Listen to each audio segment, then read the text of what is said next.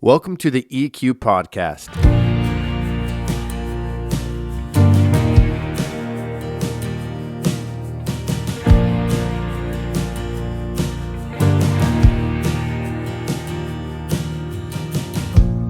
Hey, welcome to the EQ Podcast. It's a show focused on equipping ministry leaders within the Calvary Chapel Association in the Pacific Northwest. I'm your host, Zach Lamberson, and with me today is Pastor Steve Winnery of Calvary Chapel Tri-Cities in Kennewick. And we're at our annual ministry conference, so we're going to have a number of in-studio guests over the next few weeks. And with us today is Pastor Brett Williams from Calvary Chapel Whidbey Island. I was going to get that out really smooth, and then I butchered it right there. Yeah, you did. You fell apart right at the end. Calvary Chapel Whidbey Island. How long have you been at Whidbey, Brett? Almost 15 years. Okay. Wow. Yeah. Can you believe it? Wow, that went fast. It really did. Oh. Yeah. And it's just, it's a little ferry ride, a little bit north of Seattle, and then about a 20-minute ferry ride to Whidbey Island. It's about an hour from south to north end, and about 80,000 people on the island. So it's a unique community. Yeah, I bet. So just real quick, before we even get into some questions about your ministry and what you're doing there, I'm just curious, like as a general, like your biography, a quick, like, this is how I got saved, this is how I got into ministry. Could you just kind of explain what that looked like for you? Yes. So I came to the Lord with my little brother Scott in 1976 at the Billy Graham Crusade in the Kingdom. Really? Wow. We went down front and subsequently walked away from the Lord in my teenage years and was playing music and rededicated my life in June of 1984. So I was playing in some bands around town. The drummer and I quit the band that we were in, and we started a little band of our own. I started writing songs about our faith and had a music career for several years. Got signed and dropped from various labels in Nashville. And during that process, I was playing around at a lot of churches, obviously, and people would start to say, hey, if you ever thought about just doing worship? If you ever are getting tired of traveling, just let us know. Yeah. And it was the first time I'd ever even considered something like that, because we had a set in our concerts where we would do congregational kind of worship with the crowd, and I really enjoyed it, but I never thought about it as a calling or a vocation. And ended up coming on staff at Calvary Fellowship. My pastor, Wayne Taylor's church, I was there for 15 years as the music guy and did media and other stuff. Right. And that was how the Lord drew me into that. And so you're a second generation. Wayne came. I don't know. Did he come out of Chuck's church down in California? He didn't come out of Chuck's church, but he was in those formative stages of Calvary Chapel. Yeah, especially in the Northwest. So he brought me on at a time when I started going to Calvary Fellowship. We were real close to the UW in Seattle, University of Washington. A lot of artists, a lot of young people, and a guy named Dave Doherty was there leading worship when I first started going. From that era, he wrote, come let us worship and bow down. Let us kneel before the Lord our God, our Maker. You want to sing it for us? We got a guitar. I don't do it as well as him. But he was kind of my first influence. I'd never seen a guy lead worship before. I didn't grow up in the church. Okay. Had no exposure to the Christian faith really in my family. And I was very impacted by it. So Dave was the first guy that I saw leading worship there. He was definitely that first generation of worship leaders. Right. And then when I took over, it was, like you said, second gen. It was like the 80s and 90s where some of the younger guys that were growing up at the Calvaries at the time started getting on the platform and leading worship more and writing songs. Those guys more young guys that were writing songs, just like in the early days of Calvary when Tommy and Chuck and all these guys were just writing tunes. Yeah. And it was no intention of it being an industry. That was never part of it. I was having this conversation earlier today. When we started doing it, we weren't looking over the shoulders of our people to try to think of a career or a movement that we could start. We just were writing songs for our church family, and it was for that moment, those people in that place. Mm-hmm. It seems like, the idea of creating something that extended beyond those walls wasn't really our first thought. So that was the kind of the second generation that I grew up in, and that was, Holland Davis is part of this leadership conference that we're doing right now, and he and I and a lot of these other guys were coming up at the same time. Love it. Yeah, that period of time, the early Jesus movement and the songs. One of the things that impacted me the most was they didn't have hymnals. Right.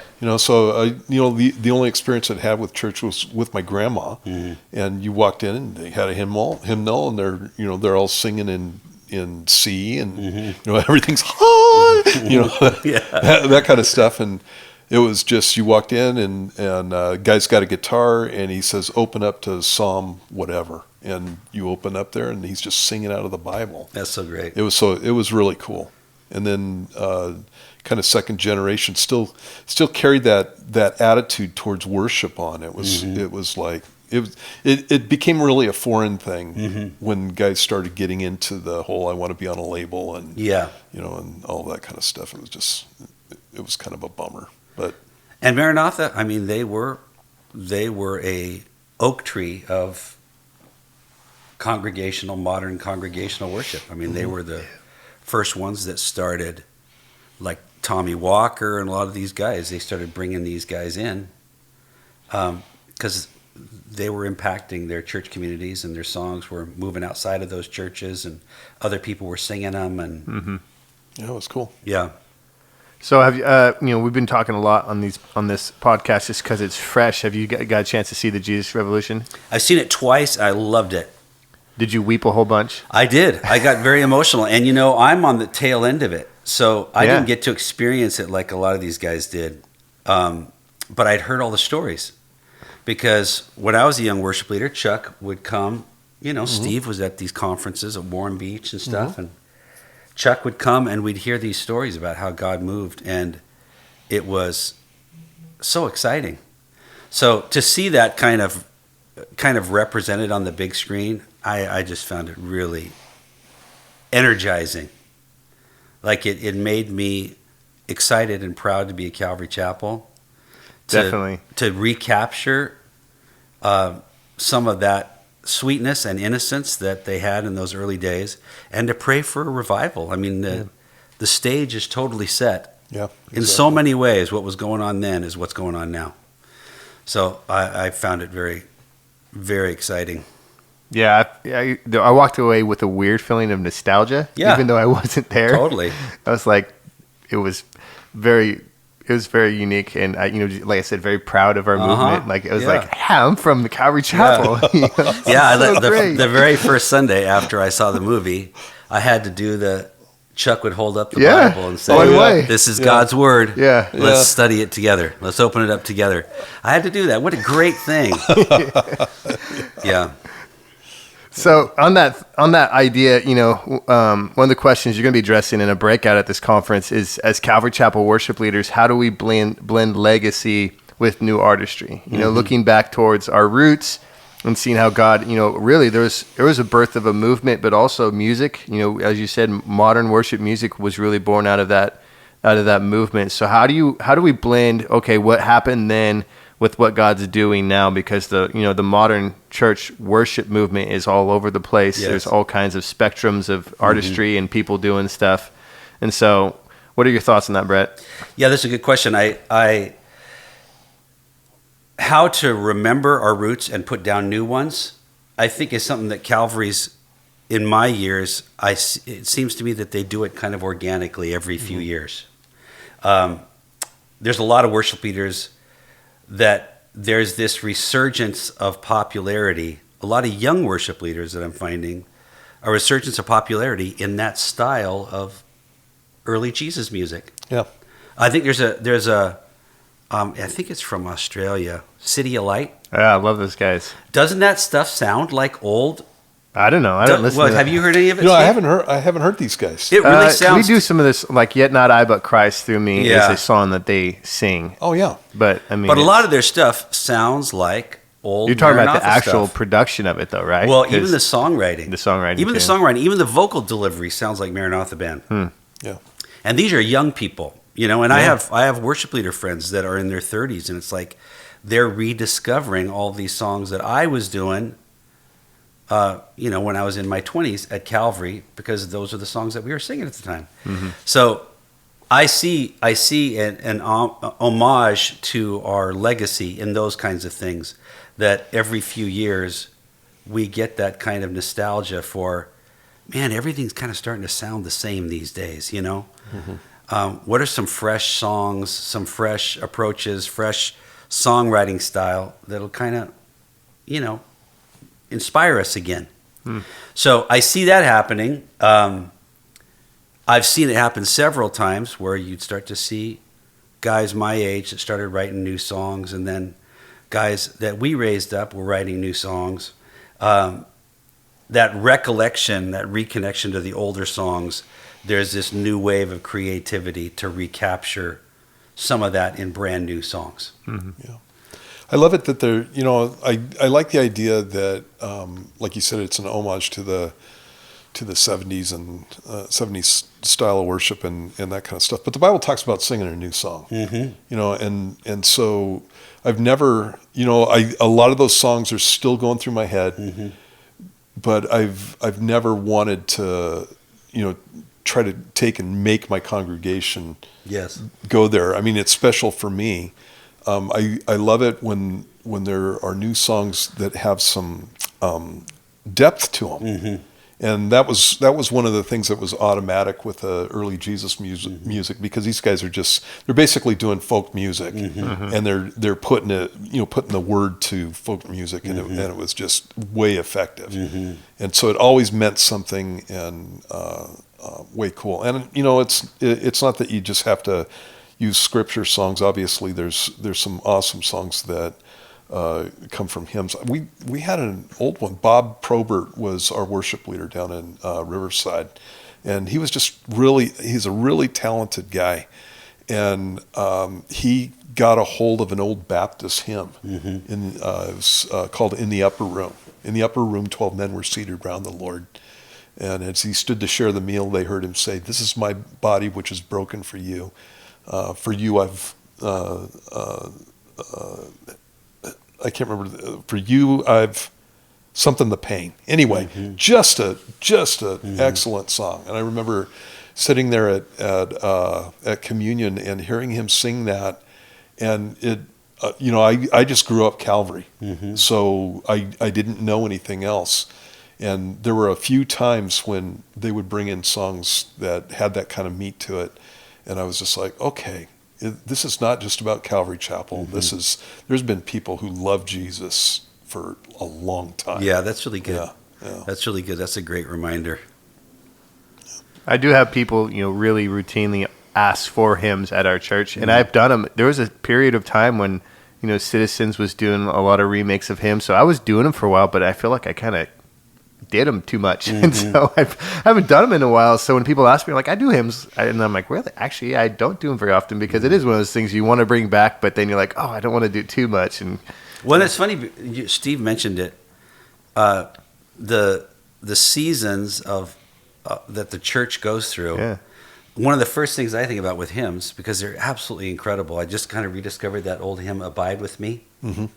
Beautiful song, and it was written by this guy. He was a pastor of a small church in Brixham in England, and he had tuberculosis, and he was dying from it, and he had to leave England for a warmer climate. He was going to go to Nice, south of France, and he was heartbroken about leaving this church, knowing he would never see these people again, and he wrote this song, "Abide with Me." Oh. And you see these incredible, beautiful, deep, rich, holistic, biblical songs. But then I immediately think, well, but then we're dependent on media, because nobody knows these verses. You know, they're very rich, but they're very verbose. And you're talking about 6 or 7 stanzas that no one's going to know. So you either have to have a hymnal, or you got to have the words up on the screen or something like that. It can't really be an organic worship moment kind of song. No. Yeah. So you do tend to shift away from some of those hymns just simply because people do not have those things stored in memory. No, I find that if you use them sparingly and Yeah. pointedly, like being real intentional Yeah. when you put a hymn in a set, and especially if you have a lot of words in it, like sometimes I'll even tell people, hey, if you don't know this song, just Totally. listen to it. Yeah. Like soak these words in, because Yeah. we don't have a lot of modern music that has some of the depth of those hymns. you know? Yeah. Yeah, that's exactly right. So, a follow-up with this, what has made and continues to make Calvary Chapel kind of a unique voice, you think, in the contemporary worship? This is actually, I'm glad that you asked that question, because when I knew that I was going to do this breakout session at the conference that we're at, I actually put a question out, that exact question out to, 30 of my worship leader friends. So these are young guys, old guys who are part of the Jesus movement, guys that are just coming out, huge churches, tiny churches, some guys that just travel itinerantly and played a lot of Calvaries. And these are the things that occurred in their responses most commonly. Lyrics that are biblically sound, natural presentation, not a showy performance, not a heavy emphasis on production, and singable. Those are the 3 things Yep, there you go. Yeah. that almost everybody said. And these are very disparate backgrounds, skill levels, church sizes, everything. Those are the 3 characteristics that they think really identifies Calvary Chapel worship. Now, are we the only ones exclusively in the Christian church to do that? No. But Calvary's have always been that way. Lyrics that are biblically sound, natural presentation, not a showy performance, and singable. Now, obviously, there's a lot of latitude in that, which I think Pastor Chuck was always really gracious about. Costa Mesa was very simple presentation. There's no stage lights, no hazers, so you could get beam definition off the intelligent lighting and that kind of stuff. But there's a place for that. It's if it's something that can enhance the worship experience, because as worship leaders, I feel like our job is to set the table for people to worship the Lord, to come into the Lord's presence. So there's a lot of latitude for different convictions and ways that people want to utilize those kinds of elements, production elements. But I think there's kind of a simplicity and invisibility in the style of Calvary Chapel worship that I've always really enjoyed. There's a person up there that's leading, but they're not drawing attention away from Christ. Right. That's kind of a mysterious thing. Like, how do you lead invisibly? But it's possible to do. That's a good way to put it. I like Yeah. that. And I think that's part of the anointing thing. Like, some people have that. And it's not anything you could teach at a school of worship or anything. There's a lot of things you can learn that are helpful. But those are kind of X factors I don't know that you can really quantify. Yeah. It's obvious when somebody doesn't have that. Yes. It's obvious when somebody's up there to be seen. It's obvious when I just totally agree with your perspective on that. It's like when you're leading worship, at some point it needs to get past the worship leader, and the focus is just on Jesus. Mm-hmm. I think it's exactly the same thing with teaching. Yeah, you're right. When obviously a guy's going to get up and teach, and you're looking at him and you're seeing him, but if he's being effective, at some point it goes beyond that man, and you're hearing from God, mm-hmm. and your focus is on the Lord, and that's the way it's supposed to be. Yeah, and if somebody asked you, Steve, to explain how that's done, you can't really do it. Yeah. It's not really anything that you can. You pray a lot before you get up there. Yeah. Jesus, get me out of the way. Yeah. And at the same time, I will say, and I think this is also a dynamic of how the Holy Spirit works in our lives, is when I see you up teaching, you're comfortable in your own skin. You are yourself. Mm-hmm. I've heard you teach many times, and I know you as a friend, and you're the same person in both places. Like I think it was A.W. Tozer that said, never step up to the pulpit. In other words, be the same person in the pulpit as you are when you're just interacting with people. Yeah, it's a great way, I think, like you said, to describe Calvary ministry in general is that's, whether you call it laid back or casual, whatever it is, that, when you said that same person's going up there, Steve's the same guy you have a conversation with, same as the worship leaders, they're not going up, and all of a sudden they're a rock star. Totally. They don't all of a sudden kick on that, now we're performing switch and have a completely different mentality. Even, a guy like Brandon B., who is very vocal in his worship style and very different than some of the Calvary guys, that's who he is. Totally. I mean, so. Yeah, and I remember in my early days trying really hard to figure out worship leading. I remember my wife Kathleen said one time, "Why do you pray in that weird voice when you're up on stage?" Praise God for our wives. Yeah, totally. Yes. It was so good. I mean, she was so right. I kind of put on an affectation. Lord, it's so good to be with you. It's not the way I ever talk. And she noticed that and called me on it, and it was so good. And that's that kind of thing. Like, I don't need to do that. Especially when you're with your church family, and we don't have a huge church. They know me. Yeah. So anything like that is going to come off as weird and insincere. Yeah. But those are hard things to shed because you do feel like, how do I do this right? And you end up overcorrecting and overcompensating, and you have those embarrassing moments. Like, what in the world was I thinking? Yeah. I think that a good worship leader is worshiping. Yes. It's like you can tell that too. You can tell when the guy's focus is on the Lord. And it's not that playing skillfully on an instrument of 10 strings is not important.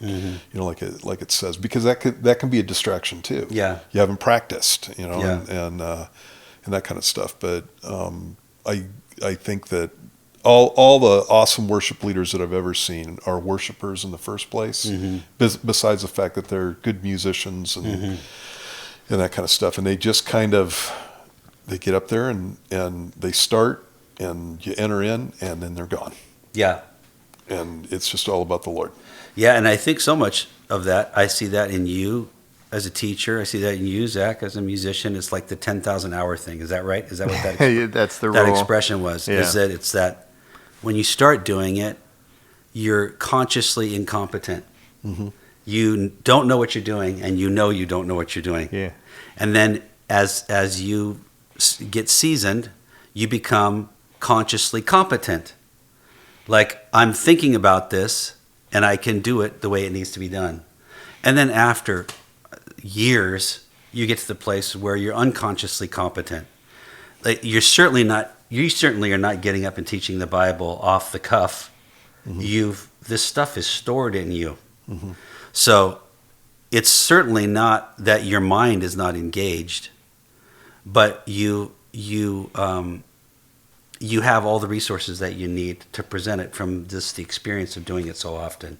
So, like, leading a band or whatever, I do have to be a lot more engaged because I have to think, I hope the drummer doesn't forget that. Yeah. That we're going to break it down here or whatever. You're leading. It's like you're leading troops, kind of. But at the same time, you should be prepared enough that you can worship in the moment, not just be a music director, My wife was just watching you guys, and she just went, all these guys are having the time of their life. You're up there having a good time because you play with good musicians that love the Lord, and it's not showy, and it's really fun. Oh, it's just the greatest. It's like I just feel like it's the most wonderful thing to be able to do in life. But yeah, it's definitely there's an equilibrium that you get after you've done it a long, long time. That I'm really grateful for. I don't stress about the small things like I used to. And I've definitely gone through phases where I was worried about how I was coming off and, who was doing my songs and how are records selling and all that kind of nonsense. And it's a huge waste of energy. Why don't you speak about song selection a little bit?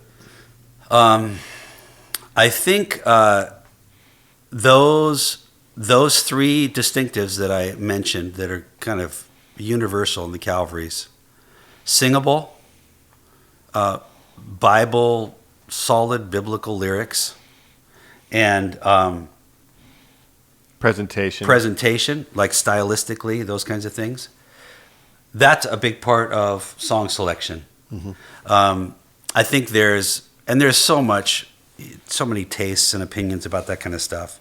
But I think the best rule of thumb that I ever came up with was kind of hoping that the first song and the last song could basically be a run-on sentence, musically and lyrically, like one would just flow into the other. That's always something that I kind of keep in the back of my mind. So it's not a jarring experience for people. There's lots of musical stuff like that. Like in Western music, we're used to certain transitions between keys and melody lines and things like that you don't want to be. When I was playing in bars, you just had a set list of songs. Yeah. And we're gonna do the Sammy Hagar song. Here's the Journey song or whatever. Start, play the song, stop, do the next song. Worship is nothing like that. Right. Yeah. Like it's 20 or 30 minutes where you're trying to have it be an unbroken experience that people can have in the presence of the Lord. So you think about genre.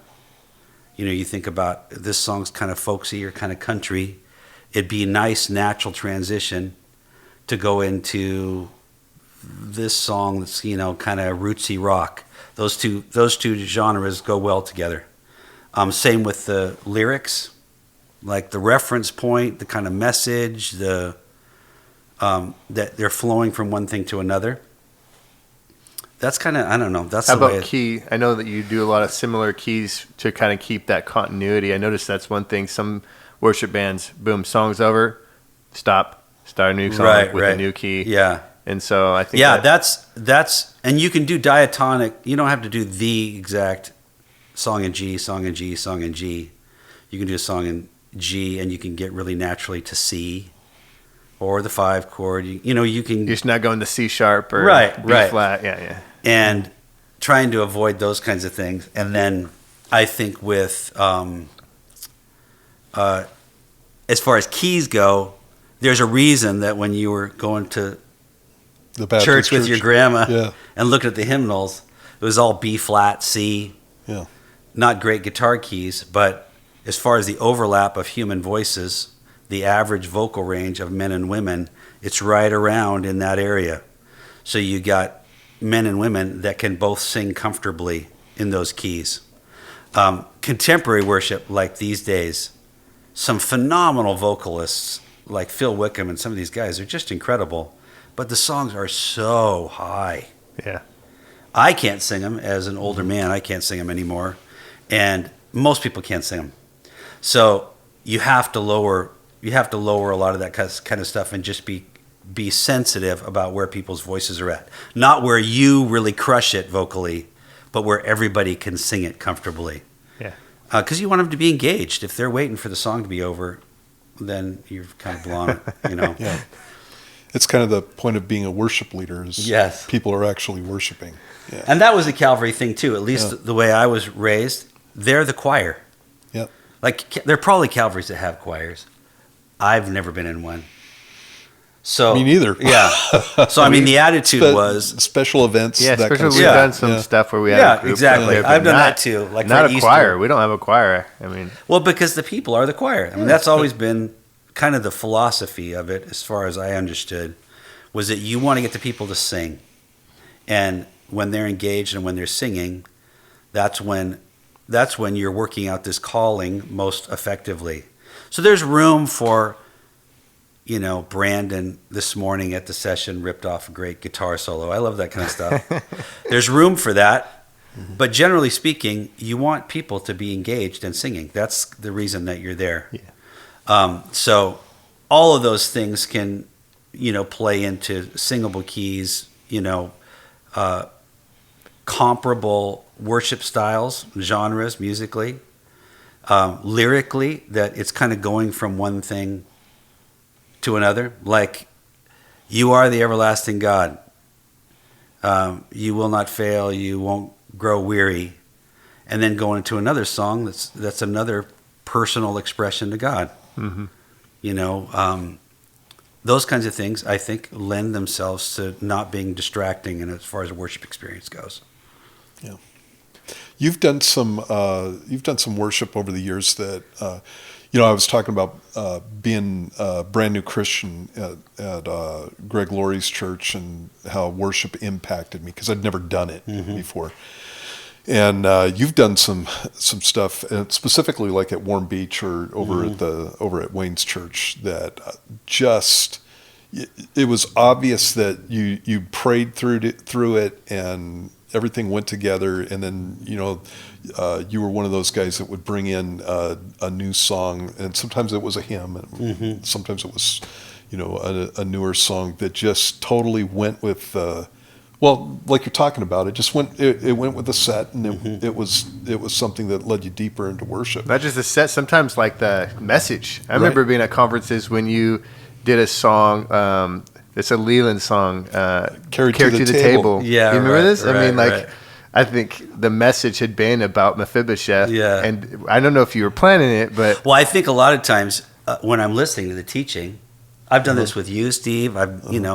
Wayne, so many guys that I've worked with, where it's like they'll say something and I'll go, "Ooh, that song would be good. That would totally go with what he just said." Yeah. And I do. There's a lot of audibles like that where I'll stick something in because it's so appropriate. Other times it does seem like I don't even know what Steve's teaching or whatever, and it's like it was right on the nuggets. What we said in worship flowed perfectly into the word, and that's just the Holy Spirit. I didn't even know anything about it. I actually expect that. Yeah, it's like there's been times Zach does worship at our church, and Zach, there's been times when you've just done one song after another song after another song, and you don't know what I'm going to teach. I have no idea. And it's like, whoa, bam. I mean, I could take my message from the lyrics. Yeah, of the songs. totally. Isn't that great? Yeah, it's really cool. I think the same thing happens at conferences when you have a bunch of different speakers and you find that they're all like, I was going to share that. Everyone's because the Holy Spirit. He just stole my message. Yeah. I love that. When you did that Leland song, "Carried to the Table," it's the first time I'd ever heard it. I almost burst out in tears. Oh, it's such a beautiful song. That is such a good song. And that was one of those moments. Yeah. Yeah. And that's as far as a songwriting exercise, that is such an obscure passage. Oh yeah. This cripple that has to be carried to the king's table, but he's been invited to be an equal part of essentially David's family. Like, it's such a beautiful story, but kind of obscure as far as a topic for songwriting. But yeah, it just was an anointed song. Yeah, just a great representation of what it means to be, like Chuck was just talking about, grace. Yes, totally. It's nothing but grace. Yeah. I don't deserve this. I don't belong here. Yeah. And yet here I am. Yeah. Yeah. Fighting thoughts of fear, wondering why he called my name. Am I good enough to share this cup? It's great. It's beautiful. Yeah. Love it. Okay. We're going to wrap this up. We have a lightning round. Are you ready? Yes. You're going to answer these questions. You don't have to be quick, but these are mostly short answer questions. So, who's your go-to pastor to listen to, dead or alive? I'm listening to my son, Jesse Williams, a lot. All right. He's the pastor of Des Moines Gospel Chapel near the airport. He's a fantastic Bible teacher. And he's way more educated than me. And you have no bias at all. No bias. No bias. Wow. But he just got his master's. He's going for his doctorate and in seminary, and he's a really great communicator. So he's kind of my go-to right now, I have to say. Love it. Okay, how about a good read? The Rise and Fall of the Modern Self, I think is what it's called, by a guy named Carl. I can't remember the author's name. And it's just about the cultural moment that we live in. Just how we are so obsessed with self. It's been alluded to already at this conference, but he shares this great story where he says, if I would have asked my great-grandfather, is your job fulfilling? He said, first of all, he never would have even thought about that question, let alone ever been asked it. And if you pressed him for an answer, he probably would say something like, well, it puts food on the table. I remember my dad saying stuff like that. Yep. He hated his job that he worked at for decades, but he was living for his family. Yeah. Now everything is about, I don't find this marriage fulfilling. I don't enjoy what I do. I'm not comfortable in my skin. I think I'm a different gender or whatever. Everything has to do with how I'm being impacted in an unprecedented way. I mean, the human race has never been so self-absorbed. Absolutely. So that's something that he touches on a lot in this book, is just this cultural moment that we're living in where it has nothing to do with community. My life has to do with being totally satisfied and fulfilled in every way, or I need to find something that, will accomplish that. Love it. Last question. One piece of advice for someone in full-time ministry. What's your takeaway? You've been in ministry for, your own church 15 years. Sounds like 30 years in total. So what's a big picture piece of advice you just want to encourage guys who are in ministry, maybe who are struggling or just trying to keep going? It's so funny that you say that, because I remember the theme of so many conferences that I went to as a young man, persevere. Mm-hmm. Chuck would always talk about persevere, because there will be so many times, and I went through it. I mean, we all went through it probably in the last 3 years, where I just said, I just don't know if I can do this anymore. But God does such great things through the waiting, through the heartache, through the, there has to be suffering and death for there to be life. Yeah. That's the gospel. And it works the same way in our lives as it worked in Jesus' life. He had to be crushed and broken so we could have life. We have to go through hard things so we can have life in our families, in our marriages, our ministries. You got to persevere. I actually have one more question I wanted to ask him, because this is for pastors. Yeah. And most of the pastors aren't worship leaders. Mm-hmm. So what piece of advice would you give a pastor as far as dealing with and encouraging his worship leader? Something that I always heard was the pastor is the worship leader of the church, which I totally understood that. I get it. I still get it. I was talking to a pastor friend of mine who said, the worship leader is the worship leader of the church. And he says, I raised up a guy that I trust, that I love. He's going to make mistakes. He's going to figure it out. But I want him to have the freedom to lead God's people in worship.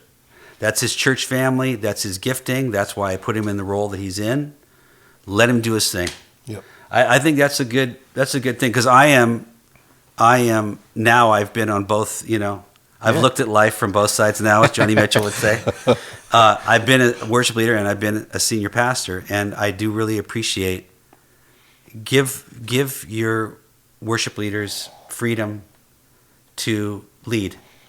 Trust God's Spirit working through them in a way that you don't have to stress about. You don't have to micromanage it. You don't do that. I've never seen Steve do that. You may have opinions about things, but you give your guys a huge amount of freedom to be who they are. Yep. That would be my encouragement. Love it. Thanks, Brett. Yeah, thank you for having me. Yeah, man, appreciate the time, It and was fun. yeah, just good insight. Like this is for ministry leaders, but having a worship guy that's been around for a long time is really good. The EQ podcast is here as a resource for our listeners. Check us out at eqministry.com. On our website, you'll find a variety of helpful tools, including past ministry conferences and a contact form to seek out help or counsel from seasoned Calvary pastors who want to encourage you in your serving or answer your ministry-related questions. Until next time, God bless.